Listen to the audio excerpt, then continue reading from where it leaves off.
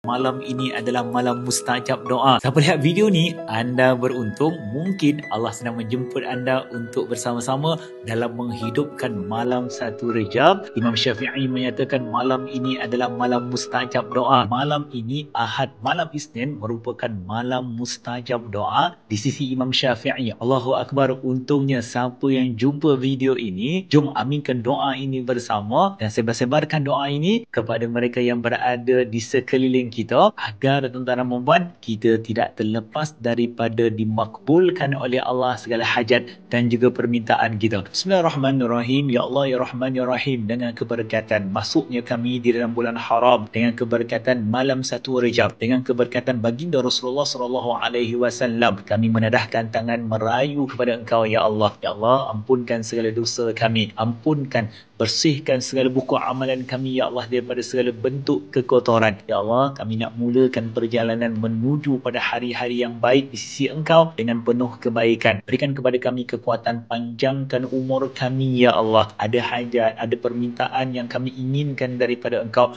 makbulkanlah ya Allah dengan keberkatan malam yang mulia ini. Ya Allah ya Rahman ya Rahim, pandanglah kami dengan pandangan kasih sayang. Berikan kebaikan kepada kami, luaskan rezeki kami, berikan kepada kami kesihatan, kurniakan kepada kami kebahagiaan. Ya Allah, kami berdoa dan menadahkan tangan kepada Engkau pada saat ini. Ya Allah, kami menadahkan tangan dan merayu kepada Engkau pada saat ini dengan penuh keikhlasan. Turunkan pertolongan kepada kami, turunkan kasih sayang-Mu kepada kami ya Allah. Ya Allah ya Rahman ya Rahim. Ya Allah, terima kasih kerana membenarkan kami masuk ke dalam bulan yang penuh dengan kebaikan ini. Terima kasih kerana menerima kami untuk menjadi orang yang berjaya. Terima kasih kerana mengizinkan kami untuk meraih dan meninggikan kedudukan malam ini. Allahumma barik lana fi Rajabin wa Sya'bana wa ballighna Ramadan. Amin. Amin ya rabbal alamin. Semoga Allah memakbulkan doa kita. Tuan-tuan dan puan, perbanyakkanlah doa anda pada malam ini. Ruginya kalau orang yang terlepas pada malam ini, tuan-tuan dan puan, malam yang sangat hebat yang kita tak tahu sama ada ia akan berulang kembali kepada kita ataupun tidak. Semoga Allah mudahkan segala urusan.